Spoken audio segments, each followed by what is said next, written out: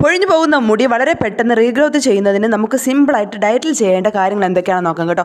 ഏറ്റവും പ്രധാനമായിട്ട് മുടി വളരാൻ നമുക്ക് വേണ്ടത് ലൈസിൻ എന്ന് പറയുന്ന അമിനോ ആസിഡാണ്. കാരണം നമ്മുടെ മുടി നിർമ്മിച്ചിരിക്കുന്നത് പ്രോട്ടീൻ കൊണ്ടാണ്. നമ്മുടെ പ്രോട്ടീൻ ബിൽഡപ്പിന് നമുക്ക് വേണ്ടത് ലൈസിൻ എന്ന് പറയുന്ന അമിനോ ആസിഡാണ്. ഈ ലൈസിൻ നമ്മുടെ ശരീരത്തിൽ ഉണ്ടാക്കുന്ന ഒരു സാധനമല്ല. ഇത് നമ്മൾ കഴിക്കുന്ന ഭക്ഷണത്തിലൂടെ മാത്രമേ നമ്മുടെ ഉള്ളിൽ എത്തുകയുള്ളൂ. ലൈസിൻ ഏറ്റവും കൂടുതൽ അടങ്ങിയിട്ടുള്ളത് നോൺ വെജ് ഭക്ഷണങ്ങളിലാണ്. നമുക്ക് നോക്കിയാൽ അറിയാം, വെജിറ്റേറിയൻ കഴിക്കുന്നവർക്ക് മുടി പൊഴിഞ്ഞു പോയാൽ തിരിച്ചു വരാൻ വേണ്ടിയിട്ട് വളരെ ബുദ്ധിമുട്ടായിരിക്കും.